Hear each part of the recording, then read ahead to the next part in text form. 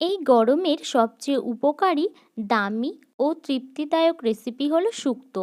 এই গরমে সবজির বিকল্প কিন্তু কিছুই নেই। চলো তাহলে শুক্তো বানানো যাক। প্রথমে উচ্ছে, বেগুন, কাঁচকলা, সজনের ডাঁটা, বরবটি, রাঙা আলু আলু কেটে ধুয়ে নেব।